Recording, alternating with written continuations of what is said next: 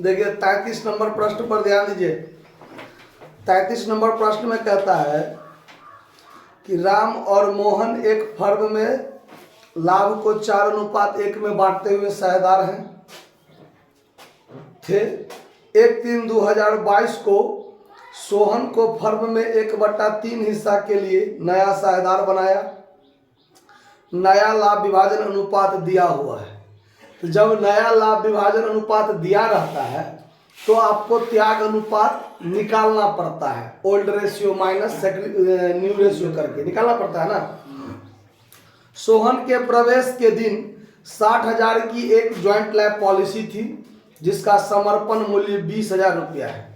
तो joint lab policy होता है जब सभी साझेदार मिलकर, मतलब जैसे लाइफ इंश्योरेंस समझते हैं ना कि कोई आदमी मरेगा या उसका टाइम पीरियड पूरा होगा तो फिर उसको पॉलिसी कंपनी के द्वारा पूरा राशि, बीमित राशि दी जाती है।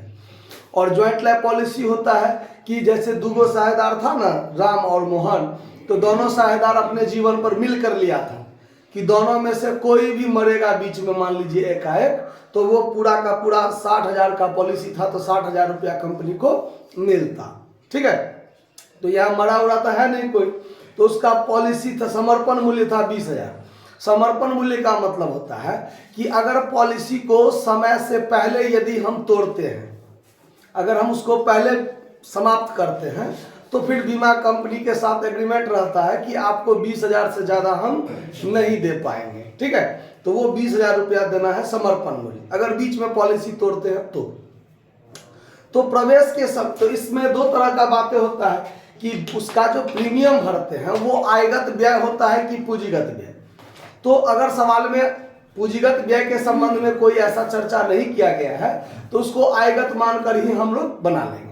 ठीक है, यानी हम ये मानेंगे कि उस पर जो प्रीमियम हम चुकाते हैं वो हमारा व्यवसाय का आयगत व्यय है। तो ये इस पर जो खर्चा होता है इससे हमारा व्यवसाय का लाभ कम होता है, जो पीएल अकाउंट में प्रॉफिट होता है ना वो कम होता है, और ये खर्चा पीएल अकाउंट में दिखाया जाता है। उसको संपत्ति भाग में हम नहीं रखते हैं। पूंजीगत व्यय रहता तो इसको संपत्ति भाग में हम रखते। उससे संबंधित रिजर्व भी रह सकता है जो लायबिलिटी साइड में रहता है, तो ऐसा बात का चर्चा नहीं है। तो हम ये मानकर चलेंगे कि ये हमारा आयगत व्यय है। तो जब इस कंडीशन में क्या होता है तो पुराने साझेदार के द्वारा वो जो समर्पण मूल्य है 20,000 रुपया, उसको पुराने साझेदार पुराने अनुपात में बांटकर समाप्त कर लेंगे। ध्यान रहेगा बात, पुराने साझेदार पुराने अनुपात में बांटकर क्या कर लेंगे, समाप्त कर लेंगे। तो उसके लिए क्या एंट्री बनेगा वो आगे बता देंगे। फिर है प्रवेश के तिथि पर लाभ हानि खाता में 32,000 रुपया का डेबिट शेष था। तो 32,000 का डेबिट शेष था का मतलब ये भी एक तरह का हानि ही हुआ। इसको भी पुराने साझेदार पुराने अनुपात में बांट लेंगे। फर्म के पास 1 लाख रुपया का संचय भी था, रिजर्व था, तो ये रिजर्व भी पुराने साझेदार का था। पुराने साझेदार अपने पुराने अनुपात में क्या कर लेंगे, बांट लेंगे। क्लियर। सोहन अपने हिस्से की ख्याति के प्रीमियम के लिए 60,000 रुपया लाता है, यानी फर्म का जो गुडविल होगा वो क्या होगा वो नहीं दिया हुआ है, लेकिन ये दिया हुआ है कि सोहन जो प्रवेश किया तो वो अपना 1/3 हिस्सा के लिए प्रवेश किया है। तो 1/3 हिस्सा के लिए प्रवेश किया है तो वो उसका अपना हिस्सा जो है वो 60,000 उसका प्रीमियम है, वो 60,000 वो लाता है, मतलब नगद में लाता है ना। तो अब इस 60,000 को राम और श्याम बांटेगा, किस अनुपात में, तो त्याग अनुपात में। तो दोनों साझेदार त्याग करेगा तब ना, लेकिन इसमें क्या होगा तो उल्टे कोई पुराना साझेदार गेन कर लेगा। तो जैसा हमने 21 नंबर सवाल बताया था, 21 नंबर उसी टाइप से बात है कि अगर मान लीजिए नया साझेदार प्रवेश किया तो वो जो प्रीमियम लाता है उसको पुराना साझेदार त्याग में बांटता है। तो पुराना दोनों साझेदार त्याग करेगा तब तो, अगर एक साझेदार त्याग कर रहा है तो वो जो नया साझेदार प्रीमियम लाता है वो पूरा होता तो जो त्याग किया वो अकेले ले लेगा। अब पुराना में से एगो उल्टे गेन कर लिया तो इसका मतलब जो गेन किया, नया भी गेन कर रहा है ना, नया जो प्रवेश किया तो बिना गेन किए तो प्रवेश नहीं करेगा, और पुराना साझेदार भी गेन कर लिया तो जो त्याग किया है उसको जो नया साझेदार लाया है वो भी देगा। आज जो पुराना साझेदार उल्टे गेन कर लिया है वो भी गुडविल में हिस्सा क्या करेगा, जो त्याग किया है उसको देगा। तो इसमें क्या होगा काम, देखिए आगे। तो सबसे पहले यहां पर देखते हैं कि old ratio of Ram and Mohan, दो का साझेदार है ना। पुराना अनुपात क्या है, 4:1 है ना। New ratio of Ram Mohan and Sohan, यही है ना। इसका अनुपात क्या है, 4:2:3। अब देखिए सिर्फ इतना लिख देने से ये क्लियर हो गया कि सोहन नया साझेदार है और सोहन का हिस्सा 3/9 जो हुआ, तो 3/9 का मतलब 1/3 हुआ ना, काटिएगा तो सारा बात इसमें क्लियर हो गया। अब हमको निकालना है सेक्रीफाइस रेशियो। तो सेक्रीफाइस रेशियो बराबर old ratio minus new ratio करेंगे।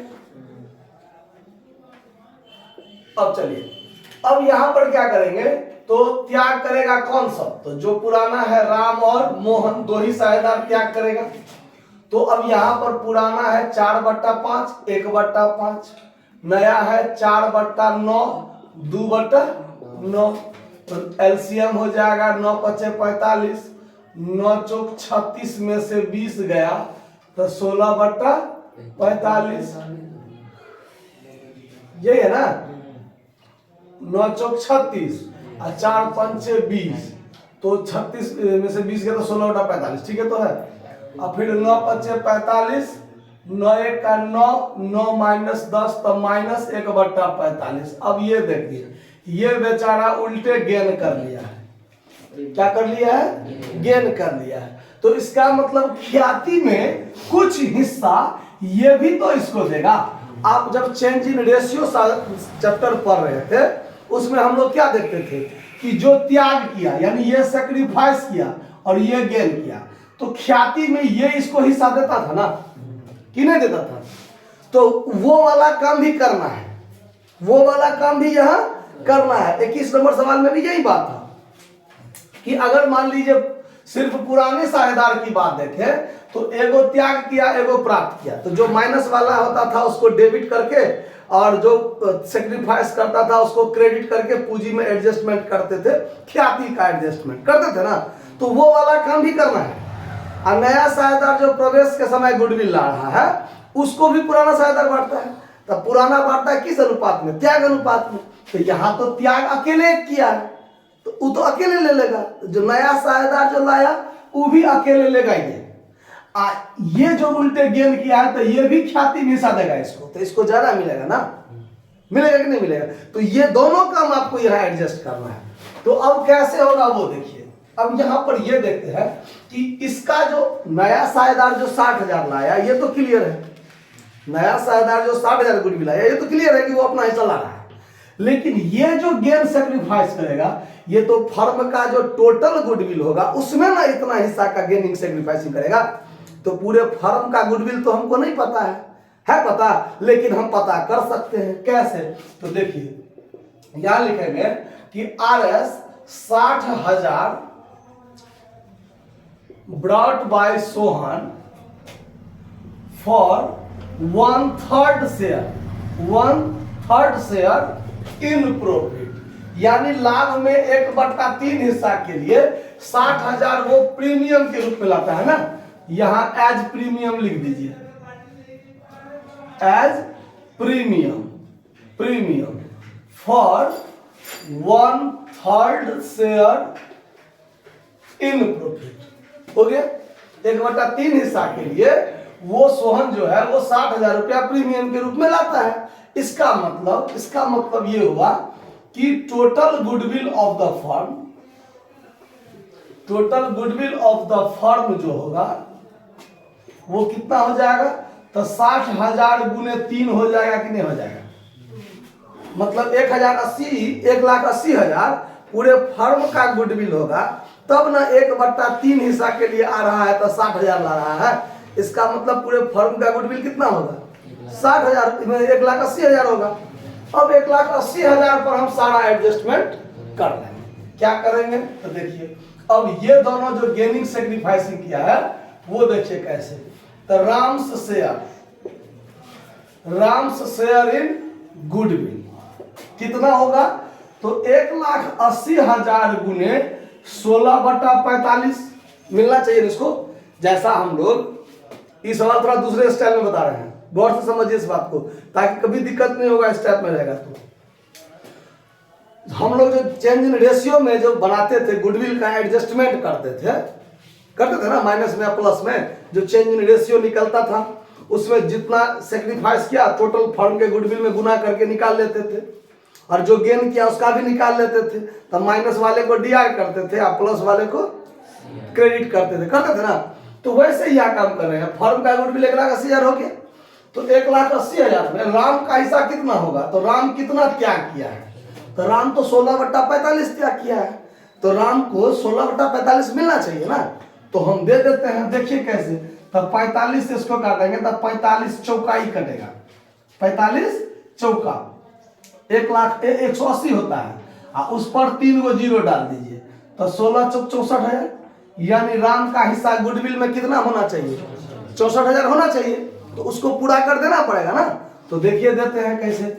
और फिर मोहन है, कौन है? मोहन। तो मोहन शेयर इन गुडविल 1,80,000 गुने 1/45। तो माइनस का तो काम नहीं है, तो सिर्फ पहचान के लिए है ना कि वो गेन किया है। तो 45 चौका फिर ये कटेगा तो 4,000, यानी 4,000। तो ये गेन किया है, गेन किया ना। चलिए, और सोहन जो प्रवेश किया है, सोहन शेयर इन गुडविल, ये तो स्पष्ट क्लियर है कि उसका हिस्सा कितना है? 60,000 है, जो वो 60,000 ला रहा है। क्लियर है ना। तो चलिए, तो यहाँ अगर हम निकालेंगे भी 1,80,000 गुने इसका हिस्सा कितना है? 1/3, 3/9 कहिए चाहे 1/3। सवाल तो है ना कि वो 1/3 हिस्सा के लिए प्रवेश किया है, तो 60। अब देखिए, ये जो नया साझेदार प्रवेश किया है, तो ये भी तो गेने कर रहा है ना, तब ना प्रवेश कर रहा है। ये नया साझेदार जो फर्म में प्रवेश कर रहा है, तो पुराना साझेदार त्याग किया है नवका के पक्ष में, तब ना नया वाला व्यवसाय में प्रवेश कर रहा है। तो नया भी गेन कर रहा है, और ये जो है ये भी गेन कर रहा है, और ये सेक्रीफाइस कर रहा है। तो देखिए, इस दोनों को डेबिट करेंगे तब ना ये क्रेडिट होगा इतना से। बात समझ में आ रहा है। लेकिन नया साझेदार जो प्रवेश कर रहा है, तो ये तो नगद में ला रहा है ना। अगर ये नगद में नहीं लाता, बात पर ध्यान दीजिए, अगर ये नगद में नहीं लाता तो 60,000 रुपया इसके पूंजी से कटता है कि नहीं कटता? तो न्यू पार्टनर्स कैपिटल डेबिट करते, इसको भी मोहन्स का कैपिटल भी डेबिट करते, और तब 2 में किसका कैपिटल होता? जो राम है वो करते ना। लेकिन ये नगद में ला रहा है, तो नगद में ला रहा है, तो अब यहां से जर्नल एंट्री बनाते हैं। देखिए, क्योंकि ये जो 60,000 ला रहा है, इसको पुराना साझेदार त्याग में बांटता, तो त्याग तो ये अकेले किया है, ये त्याग किया नहीं। तो इसका मतलब ये 60,000 पूरा का पूरा ये लेगा, और ये जो गेन कर रहा है, तो ये भी तो 4,000 हिस्सा निकाल कर इसको देगा। तो ये 60,000 और ये 4,000 देगा, तब ना इसको 40,000 64,000 पड़ेगा। समझ में आ रहा? तो अब इसके लिए हम लोग जर्नल एंट्री क्या करेंगे? Journal entry in the books of the firm. देखिए, नया साझेदार क्या ला रहा है प्रीमियम के लिए? तो cash account DR2 premium account, ठीक है, कितना? 60,000। अब ये प्रीमियम 60,000 जो है, यहां देखिए, तो टू प्रीमियम अकाउंट, मतलब प्रीमियम अकाउंट DR 60,000 टू अकेले राम ले रहा है, तो टू राम्स कैपिटल अकाउंट 60,000। ये हो गया। अब 4,000 ये भी तो देगा इसको, 4,000 ये भी तो प्रीमियम देगा इसको। तो अब ये देगा इसको प्रीमियम, तो हम लोग क्या करते थे? माइनस वाले को DR, प्लस वाले को CR।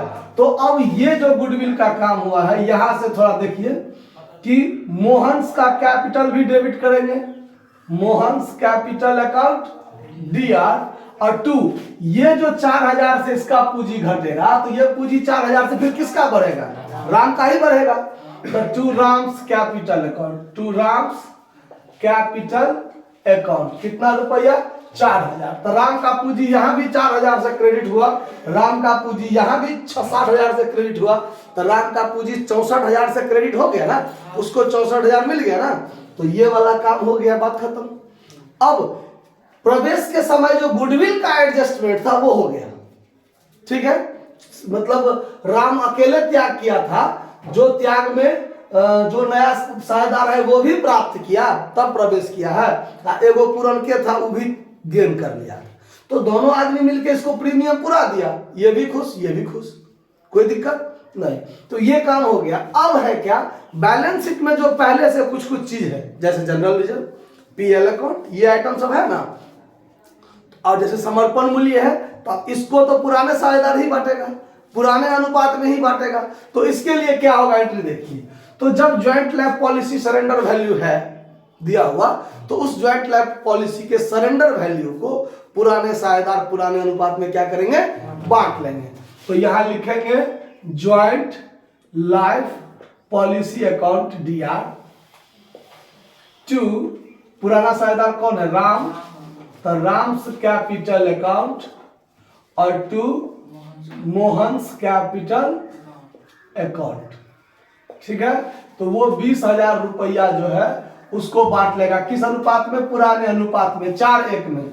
तो बांटल तो आता है 16,000 और 4,000, बात खत्म। उसके बाद है कि 32,000 का डेबिट शेष है लाभ हानि खाता का, 32,000 का डेबिट शेष है लाभ हानि खाता का। तो लाभ हानि खाता का जो डेबिट शेष है, तो उसको समाप्त करने के लिए क्रेडिट करेंगे। अब पुराने साझेदार का पूंजी क्या हो जाएगा, घट जाएगा, तो उसको डेबिट करेंगे।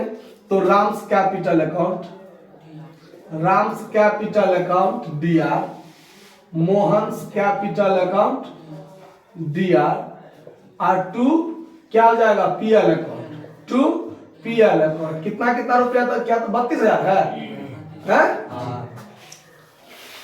32,000 है ना, इसमें 32,000 में भाग दीजिए 5 से, तो 6400, इसका हिस्सा हो जाएगा 6400, और फिर इसी में गुना कर दीजिए 4 से, तो इसका हिस्सा हो जाएगा 25,600, 32,000 बटा गया।